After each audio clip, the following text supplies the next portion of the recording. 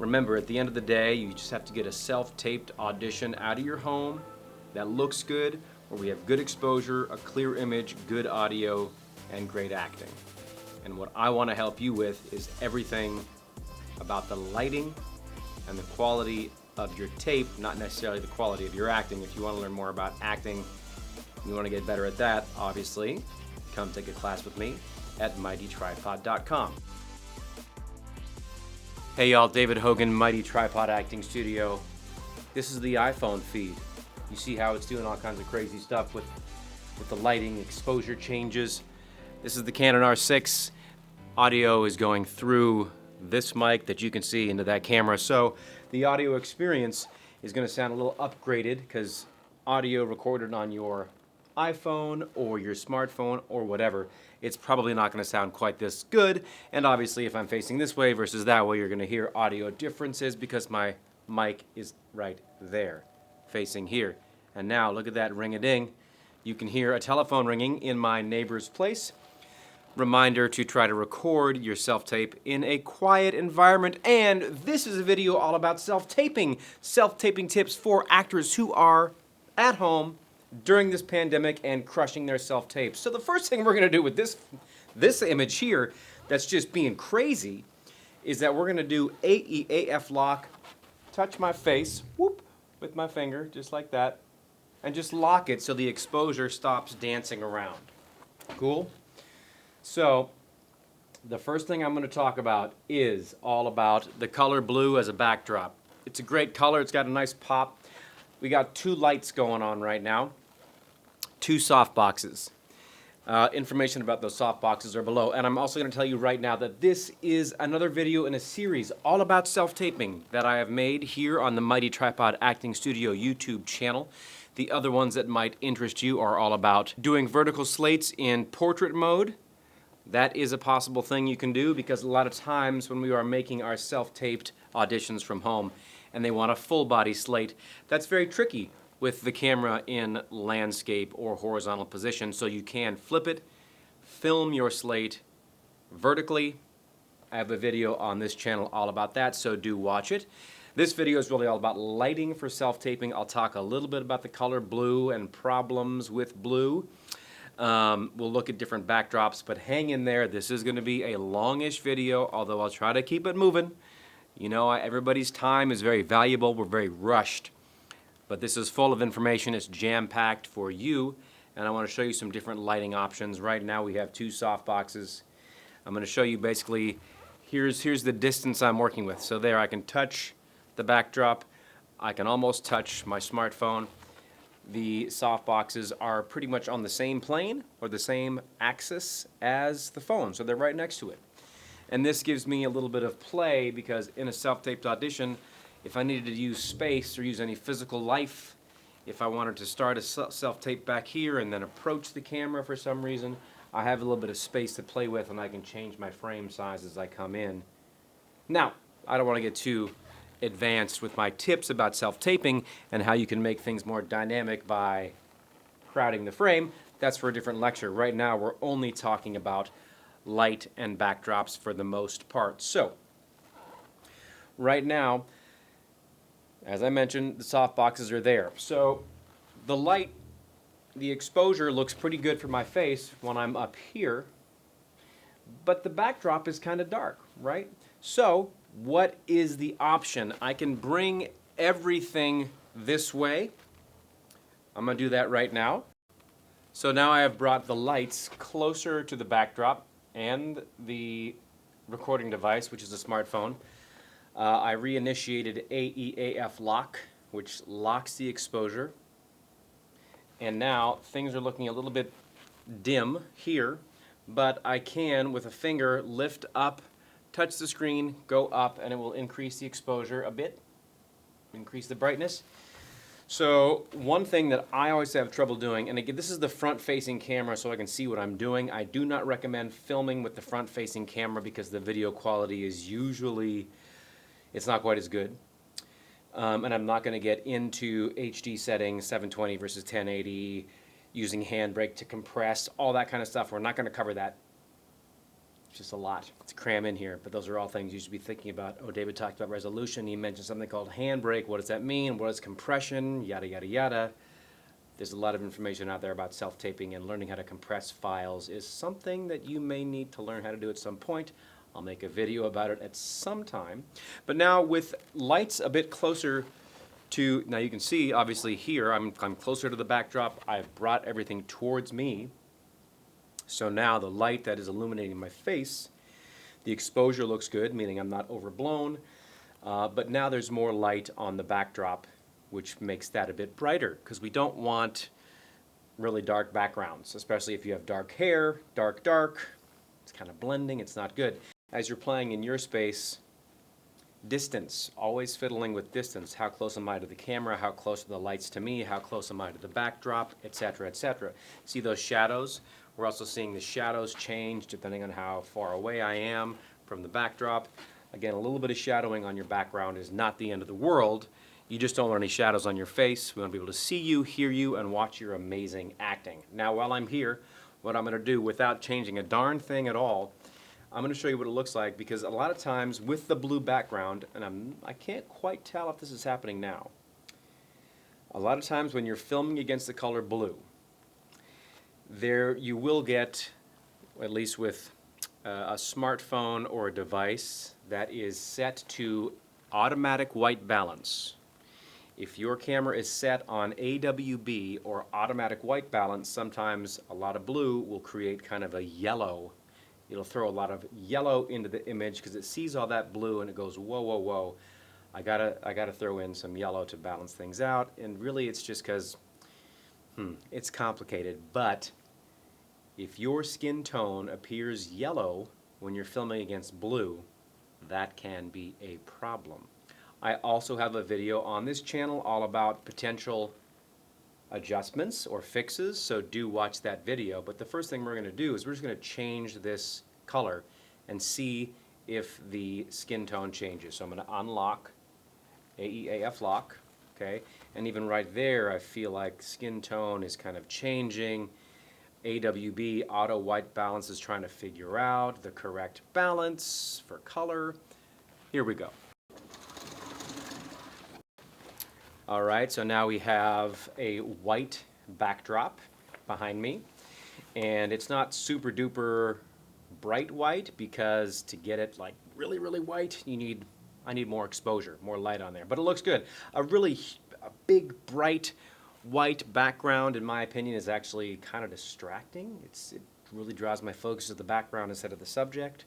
So I like that the backdrop looks a little off-white or more towards gray. And remember, if I walk myself away from the backdrop and if I take my lights with me, as long as the distance between the lights and the subject are the same, like let's assume that you like the exposure on my face and we're happy with the exposure here, right? As long as I keep this distance, the distance from me and the lights, as long as that distance stays the same, I can walk away from the backdrop, which will make the backdrop darker, right? Because that light won't reach the backdrop like it reaches it now.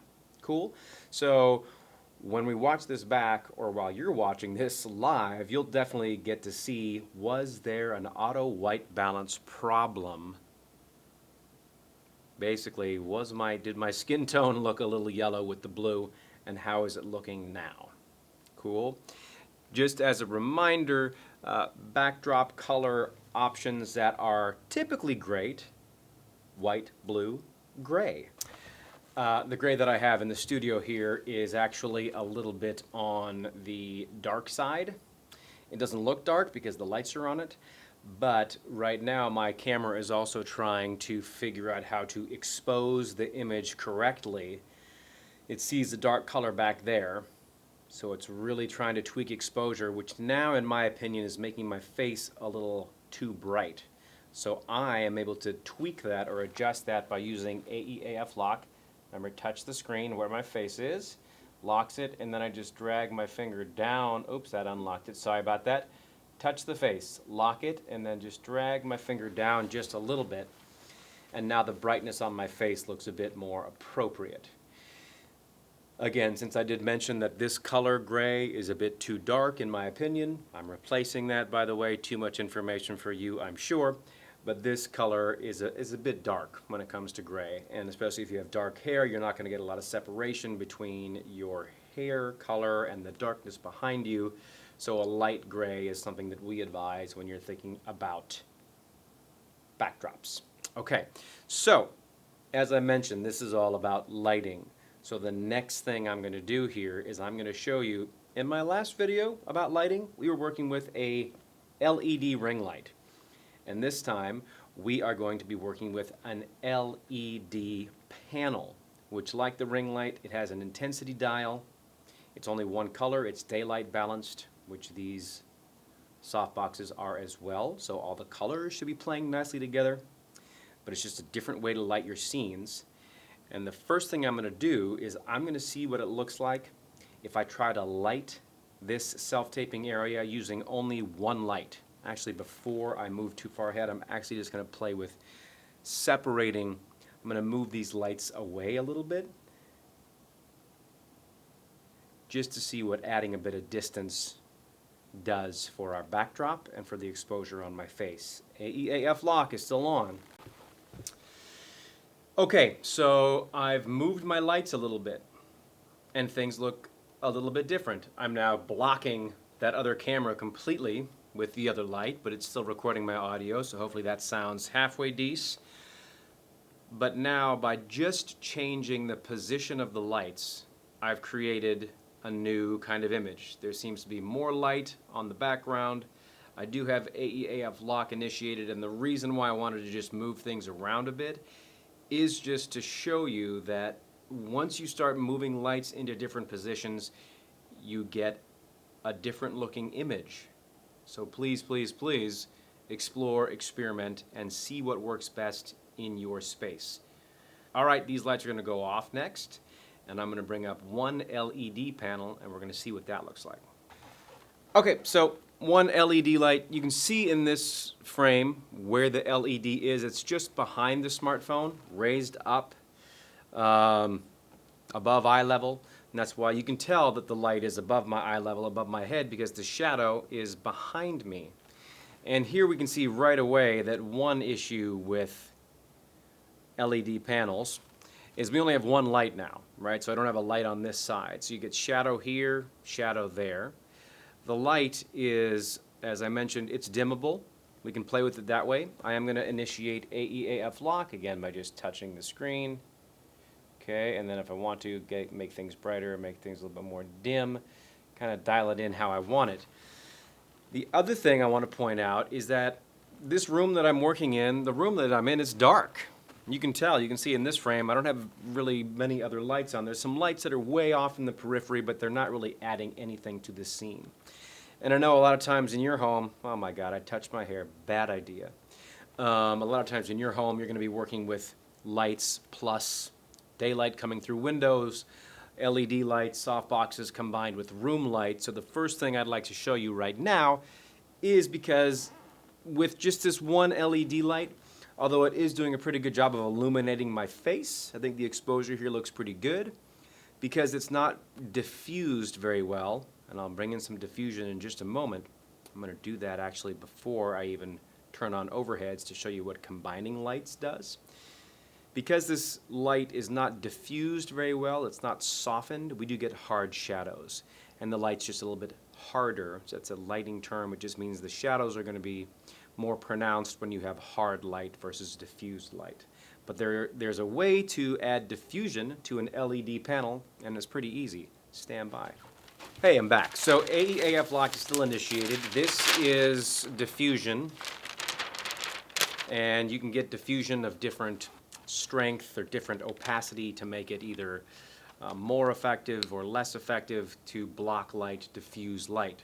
I'm just going to use a bag clip because the LED panel, it has barn doors, so I can just clip this right on a barn door and just hang this right in front of the light. Oh, product, let's talk about our product. This is our LED light panel. I'm not paid to talk about this product at all. Oop, looking at the wrong side of the camera, there it is. This is photodiox. This is the CN600SA. I've had it for a few years. As mentioned, this is LED. So LED means little tiny bulbs, right? All those little bulbs. This is diffusion that comes with the unit. And most of the time when you get an LED panel, a lot of times the plastic little diffusers that they will include, whether you're purchasing a ring light or an LED panel, they'll give you a white or a clear and an orange. Because the orange is supposed to mimic kind of the tungsten feel. If you don't know what tungsten is, just look it up. When it comes to purchasing items and adding lights, remember, most of the time, they're going to tell you the color temperature of that light. And 5600 or 5500K is considered daylight, and especially if you are mixing lights like this with light that is coming in through your windows, that light, the color temperature of daylight, is around 5500, 5600. Cool. So a lot of times I would suggest just getting a daylight balanced kit. Now you can also get a bicolor kit, which is usually 3200K to 5600K if I'm not mistaken, and that will give you a range of color temperatures from more orange, which is tungsten, 3200, up to more of that daylight, which kind of feels like white light, which is about 5600K. I'm pretty happy with this LED panel. It's been with me for quite a few years. It's fairly durable and hasn't had a ton of use, but so far, so good. So now AEAF lock. Okay. AEAF lock is still initiated. We can tell right away, my goodness, that really brought the light down. Softened it up, but it also really changed the intensity. So I turned AEAF lock off, and now the camera is just recording, doing its own thing. But you can tell right away that the shadow behind me is now a lot softer, right, because of that added diffusion layer. And I could probably even increase the intensity on the LED panel now that it's got that diffusion layer in front of it. So let's turn up the LED intensity a bit, a little more light on the subject, and that's starting to look a little bit better. I'm going to initiate AEAF lock again and just bring the intensity or the brightness down just a touch. Looks okay. I still feel like to get the kind of self-tape that I want to get, I will need to add more lights, either a softbox or, like I mentioned, I'm going to add some overheads and see what that does. Fluorescence from above. Whoa, that changes things. Turn off AEAF lock. So now, combining room lights with this LED panel, we get a much brighter scene. And you can obviously see over there, now the whole room is, you got light in here. I'm lit. I have more light on me. It's not very shapely, meaning there's not much dimension to the face because it's just kind of light coming from everywhere. But now that there's light from above, I'm going to try turning up the LED panel to see if my face can pop a little bit. Get a little more light on the face. Let's turn it up all the way, maximum intensity. So that's as much light as I can get out of the LED. And I can do AEAF lock one more time, just in case I like that any better. When I bring it up, it gets way too bright. And remember, I'm trying to get this as nice as I can right now in the camera, so I'm not messing around when I'm editing and trying to create a different image or improve exposure. I don't want to do anything in post. I don't want to do anything when I edit if possible. I want a nice video right out of the camera. So that looks okay. You still get a little bit of a shadow behind me because now the intensity of that is up. But that doesn't look too bad, right? The white, let's see what it looks like if it's not white. It's still a bit dark with the gray in my opinion because I have dark hair. And it's too dark of a shade back there. Let me turn off AEAF lock though, because the camera's going to want to try to go, whoa, it sees all that dark, it starts pumping in, basically probably just changes the ISO or something very technical. That looks a little bit better. Yeah, so that with LED plus room lights, things are looking okay with that gray backdrop. All right, I'm gonna crank in. I'm gonna leave this AEAF lock on. Let's get that blue back going. So far, that's my favorite so far. I've got good exposure on the blue because of the overhead lights. I've got good exposure on my face because of the LED. And now, just to prove my point, I will now turn off the LED. Okay, so with AEAF lock is still on, so that means obviously I am a lot darker because the phone is locked. With it unlocked, that's the look you get. Okay, you see how the color is shifting? At least I'm noticing color shifting happening. It is kind of subtle, but I am so trained to see yellow when I'm dealing with blue, and it really bugs me. Initiate AEAF lock one more time, and then I'm going to bring that light back on. All right, AEAF lock is initiated. Going to increase, see, when I increase the exposure to make the blue pop, then my face gets way overlit. But you know what? There's a solution for that. Have you figured it out? Because AEAF lock is helping me adjust brightness, or exposure, literally. So by dragging my finger up or down, let's say I'm just looking at the blue, and I'm happy with the exposure or the brightness of that blue right now. But I'm looking at my face, and I'm going, looks a little bit too bright. Remember, my LED is on a dimmer.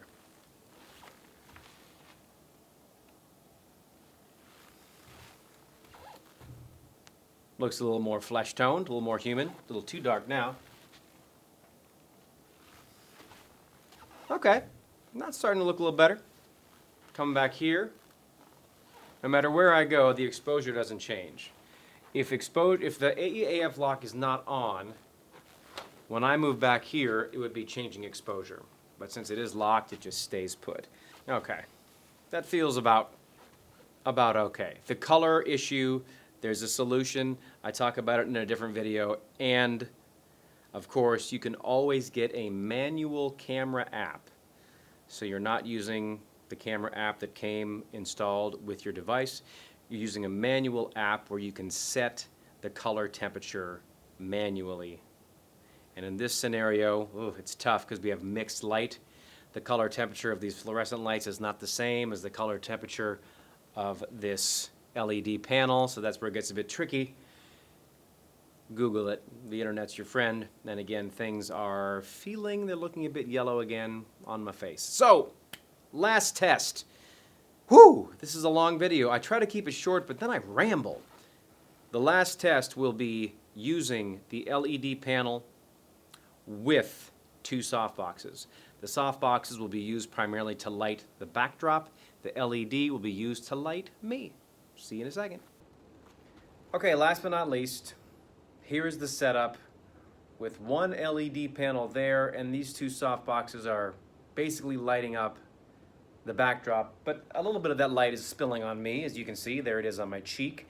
And if I turn this light off, you can see that quite a bit of that light was actually not only hitting the backdrop, but it was also hitting me. So learning how to light is so crucial, so crucial. And even as I'm looking at this now, like my hair looks, there's no hair light here. This light is obviously, it's hitting my hair, it's hitting my face, it's lighting up the front of me. But even in this scenario, I'm like, if I could just add one more light to kind of hit my hair, right? To just give it a little bit of a pop. Because I'm always looking for the best lighting possible in any scenario. But I think that this is a pretty good setup. If you compare this to the light that I was able to achieve, or the look that I was able to achieve using an iPhone and using softboxes plus a third light, in the previous video it was a ring light, which is also an LED light, it's just a different shape. In this video I'm using the LED panel. I think this kind of setup can give you a lot of options. I turned off AEAF lock because I just wanted to see this image one more time, because a lot of times there is no AEAF lock on other kinds of smartphones. It may be a technology that's only a part of the iPhone world, and I don't want to not talk to users who aren't using the iPhone. So again, this is no AEAF lock I imagine the color is gonna mess around again because I got the blue. So before we really call it quits, I'm just gonna do a little bit of movement in here to show you how things tend to kind of look. And I'm also gonna pull down the white one more time. All right, now we have a little bit of exposure on the white, so the white's a bit brighter. You can see my shadow back there, yeah? So with this white wall, the white paper, it's a different kind of vibe. I'm not sure I like it better, but it's different. It's not, when I first started self-taping, I heard a lot about blue and gray for whatever reason. But the color white, it's not a color, is it? But white is not a problem. If all you have is a white wall, use it. Sometimes it does make skin tone, if your face is a similar skin tone or a similar color as the wall, that sometimes doesn't look amazing. That's why blue, I think, is often very popular, because nobody's blue, right? It's a very nice kind of poppy color. Works great for commercial casting. Let's show the gray too. So again, no AEAF lock initiated. The camera's looking at the entire scene. This is a dark color. There is light on it, so it's trying to figure out how best to expose the scene. So brightness is all good, and now you can definitely see that the exposure is actually moving around. The image goes from brighter to darker as this gets closer to the lens, because this is a white face, so it's trying to figure out exposure. Also, you see, I'm actually seeing a little more detail in my hair now, which is interesting. With the blue, the hair was very dark. Again, just kind of peeking at my face, it looks overexposed, so I would have to either adjust that light or use AEAF lock. I gotta get this little white piece of paper out of there. Let's AEAF lock, exposure down. And now we see this last little, to me, this is actually thinking about this now. To me, this actually looks pretty good. I'm enjoying this the best. At some point, you just want to make your own best decisions. Obviously, you can tell that the light on the backdrop, it's kind of making a vignette. So if I was really being super picky, I might try to figure out a way to get more light down here, because you see, like back in this area, things are dark behind me. Okay, y'all, I think I've taken up way too much of your time already. I hope you found something useful in this video. I encourage you to explore and experiment and play, and of course, break a leg at your next audition.